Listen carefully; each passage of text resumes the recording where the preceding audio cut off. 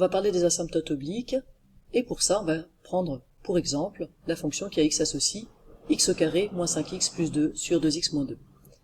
Question, on l'a représentée graphiquement ici, est-ce que vous voyez une asymptote oblique? Je pense que vous la voyez, on va la représenter graphiquement. Elle est là. Elle est oblique, c'est-à-dire qu'elle n'est ni horizontale ni verticale, hein. Elle a une pente, on peut remarquer qui a l'air d'être 1 sur 2. Donc ouais, elle semble avoir une pente de 1,5, une ordonnée à l'origine de moins 2. Mais on va vérifier tout ça. Et pour l'instant, on va se poser la question de qu'est-ce que ça veut dire qu'une fonction a une asymptote oblique. Et où est-ce qu'on peut avoir une asymptote oblique? Alors, pour les mêmes raisons que pour l'asymptote horizontale, il faut avoir de l'espace pour se rapprocher de cette droite. Donc c'est forcément soit en plus infini, soit en moins infini. Donc il faut aller étudier ce qui se passe en plus infini et en moins infini. Alors regardons donc pour cette fonction, qui donc admet une asymptote oblique, ce qui se passe à proximité de plus infini et de moins infini. Pour voir ce qui se passe à proximité de plus infini, on va prendre des valeurs de plus en plus grandes. Commençons avec f de 100, je trouve 47,99. Okay, f de 500, 248. f de 1 million, 499 998. Alors quelle est la tendance? J'ai pas l'impression ici de me rapprocher d'un nombre, j'ai l'impression que les résultats deviennent de plus en plus grands quand je calcule avec des x de plus en plus grands. Donc j'ai envie de dire qu'à la limite, f de plus l'infini, ça a l'air de devenir plus infini. Pareil avec le négatif, je ne vais pas rentrer dans le détail, j'ai l'impression que f de moins l'infini, ça devient moins l'infini. Ok, alors des choses qui tendent vers plus l'infini ou vers moins l'infini, il y en a, et qui n'ont pas d'asymptote. Regardez, voici une parabole, alors on pourrait se dire, ok, elle tend vers plus l'infini en plus infini, elle a peut-être une asymptote. Si elle avait une asymptote, on aurait assez envie de dire que c'est quelque chose dans ce genre-là, que ça se rapproche peut-être de cette droite-là. Bien, regardons. Allons voir ce qui se passe un peu. On va dézoomer pour se rendre compte. Ok, ça me paraît pas trop mal. Allons voir. Ouais, non, elle s'en éloigne. Elle s'en éloigne et en fait, vous pouvez prendre n'importe quelle droite.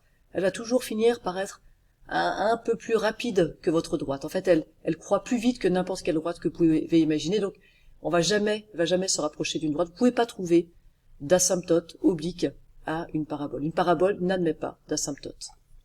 Je reviens à mon exemple qui donc lui a bien des asymptotes. Cette fonction-là, elle admet bien, sa courbe admet bien des asymptotes. Il y a donc autre chose que juste le fait de tendre vers plus l'infini et vers moins l'infini. C'est pas suffisant de tendre vers plus l'infini et vers moins l'infini pour avoir une asymptote. Alors regardons les termes prépondérants.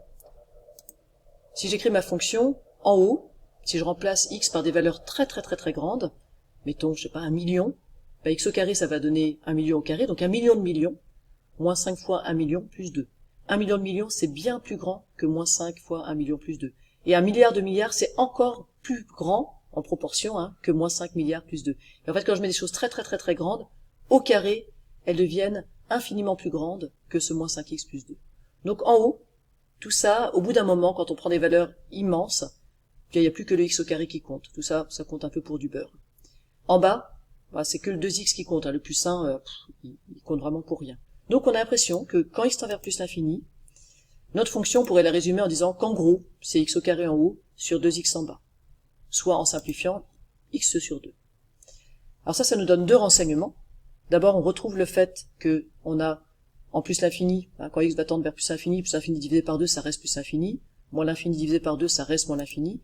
Donc on retrouve que si x tend vers plus l'infini, on a f de x qui tend vers plus l'infini. Si x tend vers moins l'infini, f de x tend vers moins l'infini. Mais en plus, on nous dit comment on tend vers plus l'infini. On tend vers plus l'infini et vers moins l'infini, un peu comme x sur 2. Et donc on va dire qu'on a une direction asymptotique, une demi.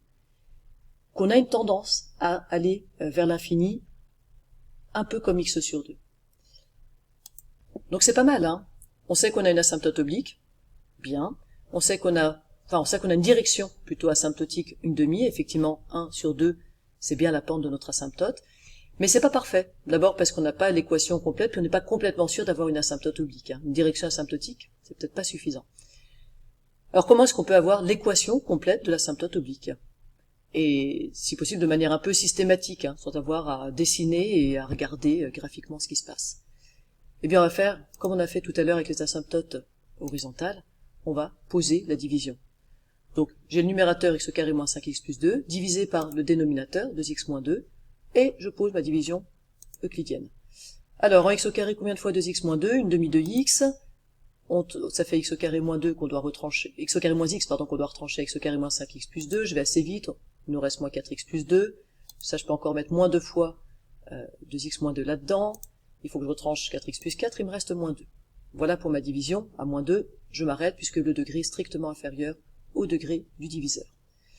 Qu'est-ce que ça veut dire ça? Ça veut dire que x au carré moins 5x plus 2, c'est égal à 2x moins 2 fois une demi de x moins 2, le reste.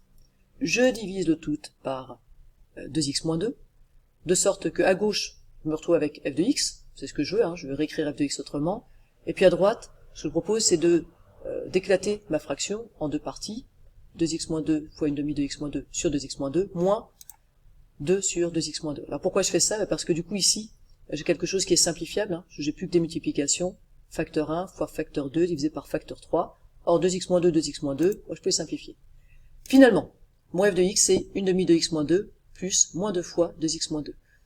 Idéalement, en voyant votre équation, votre division euclidienne, vous devriez pouvoir directement écrire cette équation. Qu'est-ce qu'on est en train d'écrire? On est en train d'écrire que ça divisé par ça, c'est ça. D'accord? C'est le quotient. Plus le reste, donc moins 2 divisé par 2x moins 2. Au bout d'un moment, vous devriez y arriver. N'hésitez pas à passer par des équations par des divisions euclidiennes de nombres pour bien vous rendre compte de ce que ça veut dire. Et pourquoi j'écris ça? Eh bien parce qu'en écrivant ça, j'ai une sorte de partie principale ici. Et puis, ce terme-là, qui vient du reste, qui, quand x devient très grand, va avoir un numérateur qui devient très grand, donc la fraction devient très petite, c'est-à-dire très proche de 0, que d'ailleurs mon x devienne très grand négativement ou très grand positivement, tout ça, ça va se rapprocher de 0. Dans une fraction, si le dénominateur devient très grand, ma fraction devient très proche de 0. Plus je divise par un nombre de personnes important, moins il y en a pour tout le monde. Donc ça devient négligeable quand x tend vers plus l'infini. Et qu'est-ce que je peux dire du coup? Bien que quand x tend vers plus l'infini, puisque ça devient négligeable, mon f de x il tend vers ça. Il tend vers une demi de x moins 2. Et voilà, je l'ai l'équation de mon asymptote oblique. Je peux conclure, alors pareil, quand x tend vers moins l'infini, et du coup je peux conclure que la courbe de f admet la droite d'équation y égale une demi de x moins 2 comme asymptote oblique.